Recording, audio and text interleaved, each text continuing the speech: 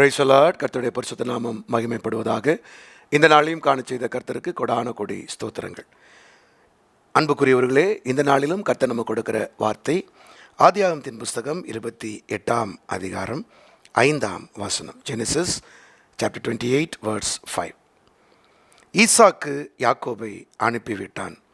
அப்பொழுது அவன் பதான் அராமில் இருக்கும் சீரியா தேசத்தானாகிய பெத்துவேலுடைய குமாரனும் தனக்கும் ஏசாவுக்கும் தாயாகிய ரெபேக்காளின் சகோதரனுமான லாபானிடத்துக்கு போக புறப்பட்டான். கர்த்தருடைய நாமம் மகிமைப்படுவதாக. அன்பானவர்களே, இந்த நாளிலும் கர்த்தர் உங்களுக்கு கொடுக்கிற வார்த்தை, தேவ வார்த்தைக்கு மாத்திரம் இடம் கொடுங்கள், மனுஷ வார்த்தையை முற்றிலுமாக புறம் தள்ளுங்கள், தேவன் உங்களை ஆசீர்வதிப்பார். தேவ வார்த்தைக்கு மாத்திரம் இடம் கொடுங்கள், மனித வார்த்தையை முற்றிலும் புறம் தள்ளுங்கள், தேவன் உங்களை ஆசீர்வதிப்பார். அன்பானவர்களே, கர்த்தருடைய வார்த்தைக்கு நம்ம எந்த அளவுக்கு முக்கியத்துவம் கொடுக்குறோன்றதை நம்ம இந்த காலை வேளையில் யோசிப்போம். ஈசாக்கு யாக்கோபை அனுப்பிவிட்டான். அந்த வசனம் இப்படி முடியுது. யாக்கோபு பதான் அராமுக்கு போக புறப்பட்டான். அனுப்பிவிட்டான், புறப்பட்டான். இப்போ இந்த அனுப்பிவிட்டான், எதனோடு அனுப்பிவிட்டான்? ஒன்றுமே இல்லாமல் ஈசாக்கு அனுப்பிவிட்டான். மனிதர்கள் எப்பொழுதும் அநேக நேரத்தில் நம்ம தவறு இழைக்கும்போது, நாம் ஒரு காரியத்தை தவறாக செய்யும்போது, அவர்கள் இருக்கிறேன் என்று சொல்லுவார்கள், ஆனால் இல்லாதது போலவும் இருப்பார்கள். இங்கே ஈசாக்கு மிகப்பெரிய ஐஸ்வர்யவான். அவன் அந்த பெயர் சபாவிலே மகா பிரபு என்று அந்த பகுதி சொல்லுகிறது. ஆனால் அவன் யாக்கோபை அனுப்பும்போது யாக்கோபே சொல்லுகிறான், கோலும் கையுமாய் நான் கடந்து வந்தேன். அப்போ கையில் ஒன்றுமே கிடையாது, ஒரு கோல் தான். அவங்க அம்மா கொடுத்த கொஞ்சம் எண்ணெய். ஏன்னா ஒரு 750 கிலோமீட்டர் நடக்கணும், கால் வலிக்கும், அதுக்கு தேய்க்கிறதுக்காக தன் பையனுக்கு அவள் கொடுத்த ஒரு எண்ணெய் பாட்டில். இது ரெண்டோடு தான் வர்றான், வேற ஒன்றும் அவன் கையில் கிடையவே கிடையாது. ஆனால் அவனுக்குள்ள பல வார்த்தைகள், அம்மா சொன்ன வார்த்தை இருக்குது, அப்பா சொன்ன வார்த்தை இருக்குது, எல்லா வார்த்தையும் அவன் அசை போட்டுட்டு தான் நடந்து வந்துகிட்டே இருக்கிறான். அப்பா அனுப்பிட்டாரு, அம்மா சொல்லியிருக்காங்க, மாமா வீட்டில் போய் இருடா, இருந்துட்டு நீ திரும்பி வாடா, அப்போ நான் அவனை சேர்த்துக்கிறேன். இதெல்லாம் மனித வார்த்தைகள். ஆனால் யாக்கோபு இந்த மனித வார்த்தைகளுக்கு உட்பட்டு தான் போகிறான். ஆனாலும் அவனை அறிந்த தேவன், தாயின் கர்ப்பத்திலேயே உருவாக்கி அவனை நடத்தின தேவன், அவனை அந்த பெத்தேல் என்ற இடத்துல சந்தித்து தன்னுடைய வார்த்தையை கொடுத்தார். நான் உனக்கு சொன்னதை செய்யும் அளவும் உன்னை கை விடுவதும் இல்லை, உன்னை விட்டு விலகுவதும் இல்லை, நீ படுத்திருக்கிற இந்த தேசத்தை நான் உனக்கு கொடுப்பேன், அப்படி சொல்லிட்டார். ஆபிரகாமை பார்த்து சொன்னார், தாத்தாவை பார்த்து, நீ நடக்கிறது எம்மட்டோ அம்மட்டும் தருவேன். ஈசாக்கை பார்த்து ஆண்டவர் சொன்னார், நீ உட்கார்ந்துருக்கிற இடத்துலையே நீ பலிகை பெழுகுவப்பா. ஆனால் பையனுக்கு இப்போ பேரனுக்கு ஆண்டவர் சொல்கிறாரு, நீ படுத்திருக்கிற அந்த பூமியை உனக்கு சொந்தமாக தருவேன், இதை செய்கிற வரைக்கும் நான் உன்னை விட்டு விலகுவதும் இல்லை, உன்னை கைவிடுவதும் இல்லை. ஆனால் பாருங்கள், எப்பொழுதுமே மனுஷ வார்த்தைகள் தான் நம்மை மேற்கொள்ளும், தேவ வார்த்தை எப்பொழுதும் பின்னுக்கு தள்ளுவோம். இந்த காலவேளையில் ஆண்டவர் உங்களுக்கு சொல்கிறது அதுதான். பலிபீடத்திலிருந்தும் ஊழியனிடத்திலிருந்தும் தேவனிடத்திலிருந்தும் உங்களுக்கு கொடுக்கப்படுகிற வார்த்தையை மட்டுமே நம்புங்க, வேற எந்த வார்த்தையும் நம்பாதீங்க. ஏன்னா அந்த வார்த்தை தான் கடைசியில் உங்களை வாழ வைக்க போகுது.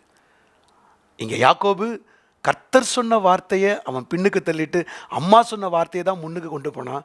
ஆனால் போக போக கர்த்தர் ப்ரூவ் பண்ணார், கர்த்தர் சொன்ன வார்த்தை தான் யாக்கோபின் வாழ்க்கையில் நிறைவேறிட்டு. உங்கள் வாழ்க்கையிலையும் கர்த்தர் சொல்லுகிற வார்த்தையை மாத்திரம் இடம் கொடுங்க. எலியா பாருங்கள், ஏசபேலின் வார்த்தையை கேட்டு ஒரு நாள் தான் நடக்க முடிஞ்சது, அதுக்கப்புறம் சூரச்செடி தான்.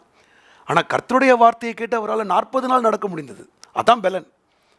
ஆபிரகாமுடைய வீட்டில் இருந்த ஆகார், ஆபிரகாம் கொடுத்த அந்த தண்ணி பாட்டில், அதுவும் ஒரு வார்த்தை தான். தண்ணி பாட்டிலும் அப்பமும் ஒரு நாளைக்கு கூட வரல, அந்த வனாந்திரத்தில் அலைந்து திரிய வைக்குது. தண்ணி பாட்டில் செலவழிச்சோன்னே கவலையும் பயமும் துக்கமும் அச்சமும் தான் அந்த வனாந்திரத்தில் இருந்துச்சு.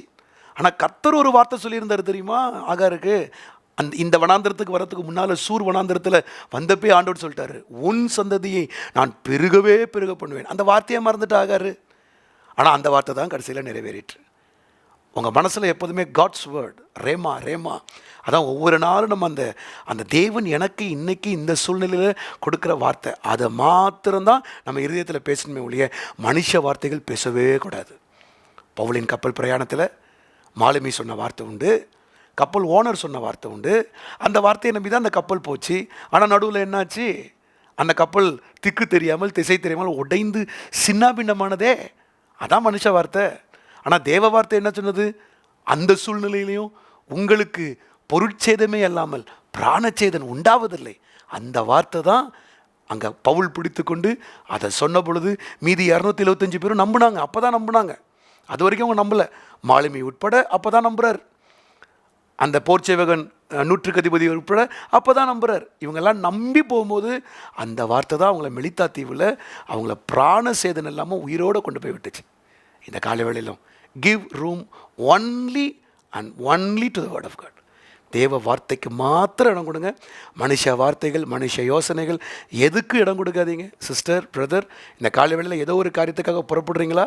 ஏதோ ஒரு காரியத்தை செய்ய முனைப்படுறீங்களா? What is the word of God? தேவனுடைய வார்த்தை என்ன, அதை மாத்திரம் பெற்றுக்கொண்டு நீங்கள் முன்னால் போங்க. அந்த வார்த்தை வாழ வைக்கும், அந்த வார்த்தை ஜீவனோடு இருக்க வைக்கும், அந்த வார்த்தையே முடிவு மட்டும் உங்களை ஆசீர்வதிக்கும். ஜெபிப்போமா? பிதாவே, இந்த நாளிலும் நீர் கொடுத்த உம்முடைய வார்த்தைக்காய் ஸ்தோத்திரம்.